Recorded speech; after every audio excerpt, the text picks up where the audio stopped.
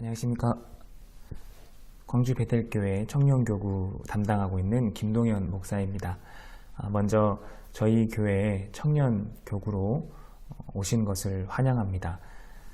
광주 지역에 많은 교회들이 있지만 저희가 이렇게 우리 교회에서 만나게 된 것도 우연이 아닌 하나님의 은혜이고 또 하나님의 축복인 줄을 믿습니다.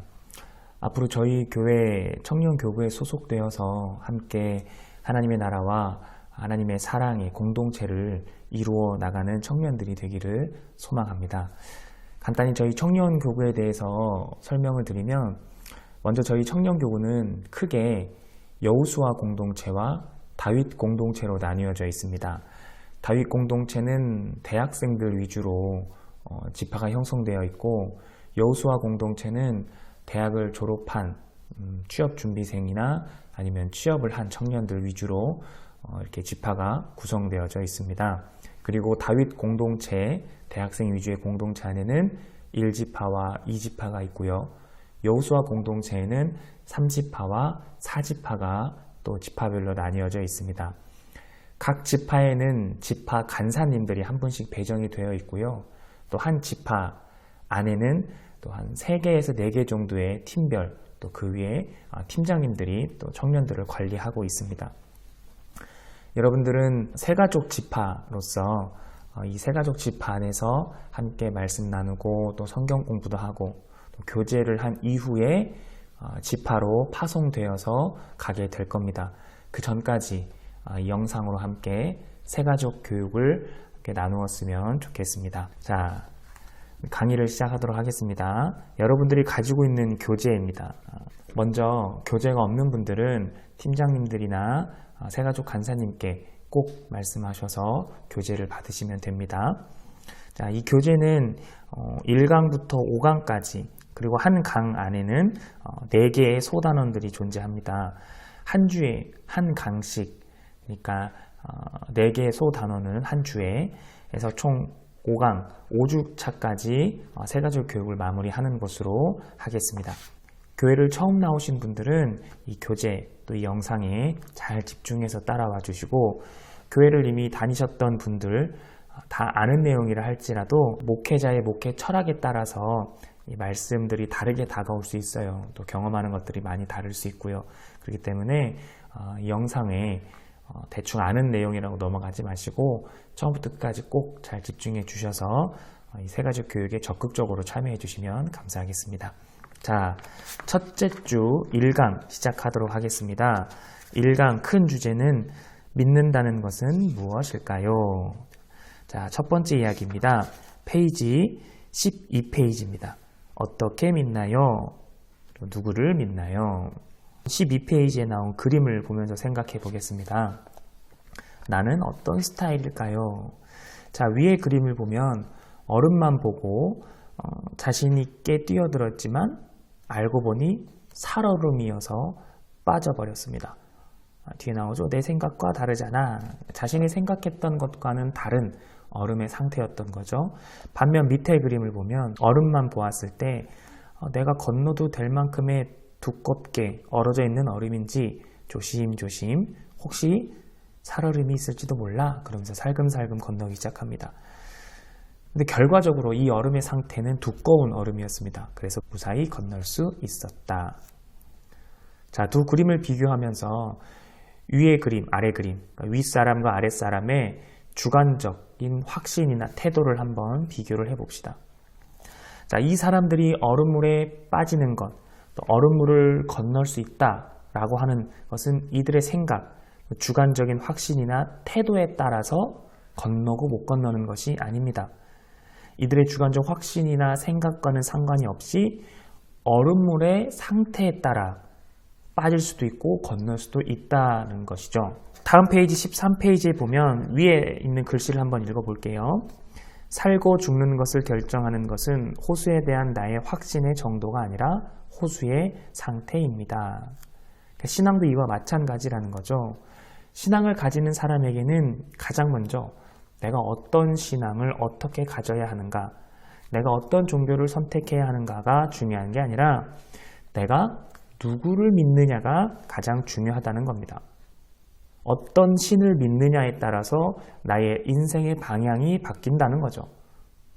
자, 우리는 하나님을 믿습니다. 우리가 믿는 하나님은 어떤 신이냐, 어떤 분이냐. 자, 밑에 나온 말씀을 한번 보겠습니다. 사무엘하 7장 22절. 여호와는 위대하신 분이다. 주 하나님 외에는 신이 없다. 그 밑에 역대상 29장 11절. 여호와는 위대하심과 권능과 영광과 승리와 위엄이 다 주 하나님께 속해 있다. 천지에 있는 것이 다 주님 하나님의 것이다. 하나님은 높으사 만물의 머리가 되신다. 우리가 믿는 하나님은 이런 분이라는 겁니다. 그러니까 어떤 신을 믿느냐, 내가 어떻게 믿어야지, 어떤 신을 믿어야지가 가장 먼저 중요한 게 아니라 내가 믿으려고 하는 그 대상이 어떤 분이냐가 중요하다는 거죠. 우리 하나님은 이런 분이다. 자, 14페이지 보면 정리해 봅시다. 이렇게 글을 읽어보면서 신앙생활의 첫 번째, 가장 먼저 생각해야 할 것. 나는 앞으로 어떻게 교회를 다닐까? 어떤 마음가짐을 먹고 교회에서 신앙생활을 할까? 뭐 등등등. 이것보다 가장 중요한 것은 내가 누구를 믿느냐. 이게 제일 중요하다는 겁니다. 우리가 믿는 분은 위대하신 분이다. 이거를 먼저 기억하셨으면 좋겠습니다. 자, 두 번째 이야기. 왜 잘 안 믿어질까요? 교재에 나온 그림을 한번 봅시다. 15페이지에 그림이 하나 나오죠. 당신의 두뇌 구조를 한번 살펴봅시다. 이 그림은 굉장히 중요한 그림입니다. 자세히 보시면 어떤 한 사람이 가지고 있는 가치관, 개념, 이념, 또 겪었을 경험, 또 세계관 등은 어떻게 형성이 되는지에 대한 그림입니다. 사람은 내가 볼 수 있는 유한한 한도 안에서 그리고 내가 경험한 것들에 대해서는 얼마든지 믿을 수 있다. 그래서 그것이 내 삶의 기준을 정해준다. 그러나 세상은 내가 보지 못하는 것들, 보지 못하는 부분들이 훨씬 더 많죠. 이 그림에서 보다시피 보는 시각 외의 것들이 더 많다. 경험해보지 못하는 것들이 더 많고 무궁무진하다는 겁니다.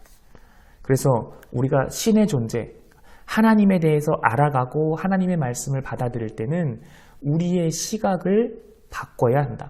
내가 경험했던 것들에 의해서 신앙을 가지려고 하고 내가 이해가 되고 아는 지식의 한도 안에서 하나님을 믿으려고 하면 이 말씀 자체가 이해가 되지 않는다는 거예요. 앞으로 이런 성경 공부를 통해서 매주 또 설교를 통해서 하나님의 말씀을 매주 듣고 배울 텐데 가장 먼저는 이 말씀에 대한 올바른 시각을 가져야 된다. 그러니까 내가 가지고 있는 어떤 나의 경험과 시각의 유한함을 인정하고 하나님의 말씀은 더 무궁무진하기에 그 외의 것들을 내가 모르기 때문에 인정할 수 있는 시각과 또 세계관을 먼저 가져야 된다.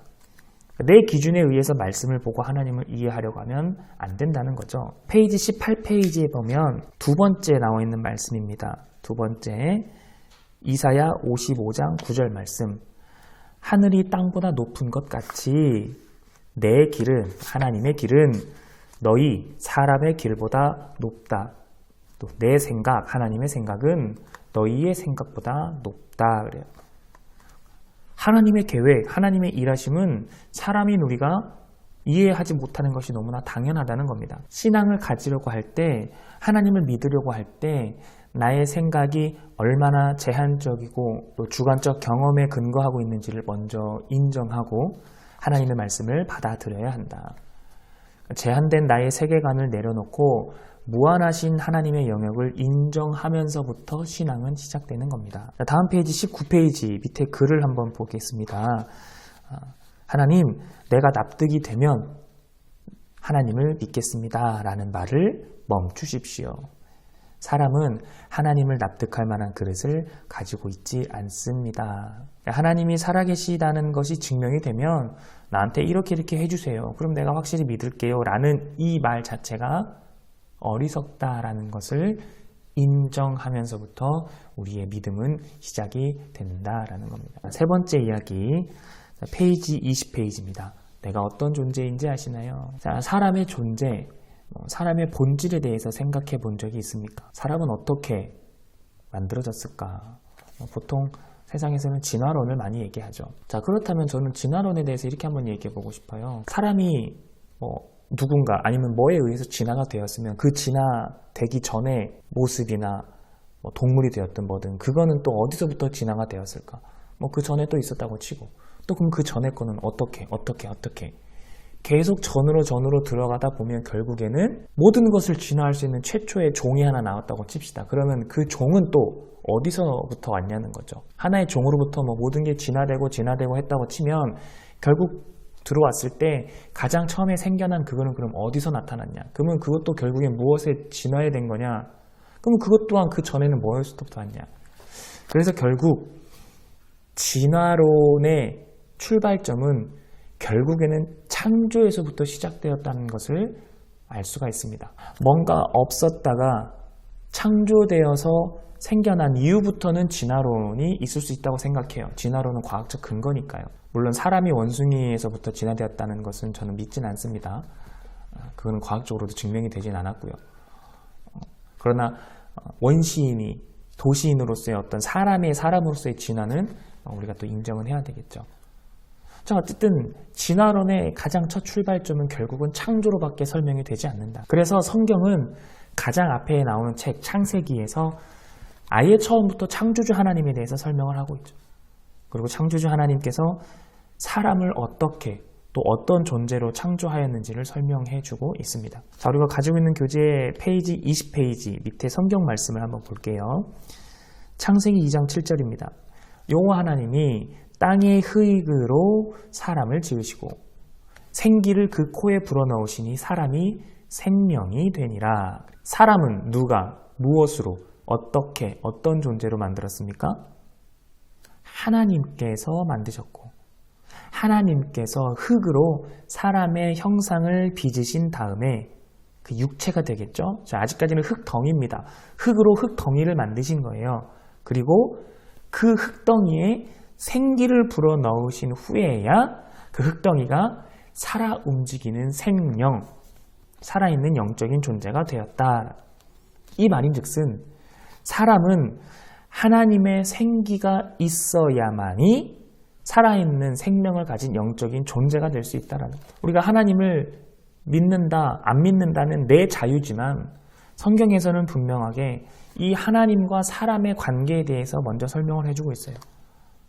하나님과 사람은 뗄래야 뗄 수 없는 근본적으로 함께할 수밖에 없는 관계이다. 왜요? 사람은 하나님의 생기가 있어야만 살아있는 영적인 존재이기 때문에 그렇습니다. 자, 페이지 22페이지에 우리는 이렇게 만들어졌고 이런 사람입니다. 첫째, 둘째, 셋째가 나오죠. 자, 세 번째 색깔 칠해진 글씨만 한번 읽어보면 본질적으로 하나님을 필요로 하는 존재로 만들어졌습니다. 누가요? 사람이요. 저와 여러분들이 그렇다는 겁니다. 하나님께서 사람을 그렇게 만드셨어요. 그래서 우리 기독교, 교회는 다른 종교로서는 구원을 받을 수 없다. 오직 하나님이다. 오직 예수다. 이렇게 얘기할 수밖에 없는 것이 성경을 믿음으로 성경에 나온 말씀이 하나님과 사람은 뗄래야 뗄 수 없는 관계이기 때문에 우리는 하나님만 신이라고 주장할 수밖에 없는 거죠. 우리 기독교는 다 다른 종교에 배타적이지는 않습니다. 그러나 외부에서는 배타적인 모습으로 보이죠. 뭐 예를 들어서 불교 같은 데서는 뭐 우리 모두 보살이 될 수 있습니다. 아이고 뭐 예수라는 성자도 있고 뭐 신도 있고 다 좋습니다 하면서 이렇게 뭔가 모든 신을 인정하는 것 같지만 우리 기독교는 그럴 수가 없죠. 그 다른 종교를 믿는 사람들은 인격적으로 인정하고 차별 없이 대하고 그렇긴 하지만 신에 대해서만큼은 우리가 배타적일 수밖에 없죠. 하나님만이 참신이다. 예수만이 구원자다. 이렇게 말을 할 수밖에 없는 게 사람의 존재 자체가 하나님의 생기로 인한 살아있는 영적인 존재가 되었으니까 하나님만이 참신이다. 결국 우리가 믿는 이 성경 안에서는 사람은 하나님의 호흡, 생기가 있어야만 살아있는 영적인 존재가 될 수 있다. 우리는 그런 존재다 라는 것을 먼저 기억하시면 됩니다. 그래서 23페이지 맨 밑에 색깔 글씨 보면 인간은 하나님 없이는 인간의 목적을 회복하고 살 수 없는 근본적으로 하나님을 필요로 하는 존재입니다. 나와 있죠. 자, 네 번째 이야기, 누가 뭐라 해도 당신은 소중합니다. 자, 페이지 24페이지 먼저 그림을 먼저 보시죠. 처음 돈을 가지고 있던 사람이 자, 이 돈을 가질 사람 저요 그죠? 그 다음에는 발로 막 꽉꽉 밟고 막 꾸깃꾸깃하고 그래요. 자, 이 구겨지고 더러워진 돈을 가질 사람, 그래도 사람들은 여전히 저요, 저요. 이렇게 물어보죠. 자, 이렇게 구겨지고 더러워졌는데 왜 가지려고 해? 사람들이 하는 말, 에이, 구겨지고 더러워졌다 해도 똑같은 10만 원이잖아요. 돈이 훼손되었다 할지라도 돈의 가치는 여전하다. 그러니까 사람의 존재와 존재 가치가 이와 같다는 겁니다. 신이 보시기에, 하나님이 보시기에 우리는 죄인이죠. 그리고 죄를 짓고 살아갑니다. 죄인이라 할지라도 그 죄에 대해서는 하나님의 심판의 대상일 뿐이지 우리의 존재 자체는 변하지 않는다는 겁니다. 자, 25페이지의 말씀 한번 볼게요. 첫 번째 나온 말씀 스바냐 3장 17절에 보면 너의 하나님 여호와가, 우리 하나님이 너로 말미암아 기쁨을 이기지 못하신다. 우리를 엄청 기뻐하신다는 거죠. 또 너를 사랑하신다. 또 너로 말미암아 기뻐하신다. 하나님이 우리로 말미암아 기뻐하신대요. 우리를 기뻐하시고 우리를 사랑하시며 우리 자체로 즐거워하신다는 겁니다. 그럼 우리를 얼마나 도대체 사랑하시는가? 바로 다음 구절입니다. 요한복음 3장 16절.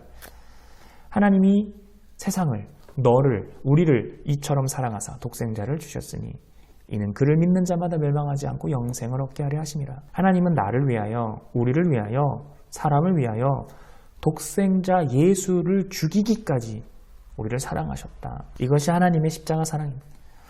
그래서 우리는 죄인이지만 예수의 십자가를 믿음으로 의인이라 칭함을 받으면서 살아가는 거죠.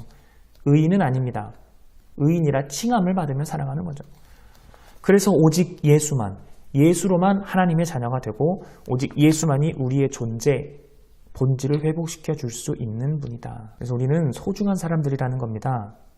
하나님의 형상대로 창조되었고 죄로 인해 하나님의 앞에 나아갈 수 없는 존재가 되었지만 하나님께서는 예수를 통해 우리를 다시금 하나님의 형상으로 회복시켜 주셨습니다. 하루하루 하나님께서 나를 죽기까지 사랑하셨다는 것을 가장 먼저 기억하셔야 됩니다. 그리고 나도 나 자신을 소중하게 생각하고 대할 줄 알아야 됩니다. 우리의 존재가 그런 존재라는 겁니다. 사람의 본질, 하나님과 뗄래야 뗄 수 없는 우리의 존재는 하나님의 형상을 닮은, 하나님께서 죽기까지 사랑한 그런 존재다. 소중한 존재다. 이것을 가장 먼저 기억하시기를 바랍니다. 자, 이상 첫째 주 1강을 마치겠습니다. 다음 두 번째 주 2강에서는 이제 죄인인 우리가 어떻게 하나님의 형성을 회복하게 되었는가, 하나님의 은혜와 선물인 이 십자가에 대해서 조금 살펴보고 우리의 죄인됨에 대해서 살펴보도록 하겠습니다. 궁금하신 거는 팀장님, 간사님 또는 저를 통해서 언제든지 자유롭게 편하게 물어봐 주시고 서로 궁금한 것을 대화하는 과정 속에서 교제하고 그랬으면 좋겠습니다. 코로나 시기에 만나서 교제하지 못하는 것이 너무나 많이 아쉽지만 제가 이렇게 영상을 만들어서 배포는 하지만 영상을 보시고 또 교회 예배, 현장 예배는 하니까요. 교회에 꼭 나오셔서 함께 인사라도 나누고 얼굴을 보면 좋겠습니다. 감사합니다. 이상으로 1강 강의를 마치도록 하겠습니다.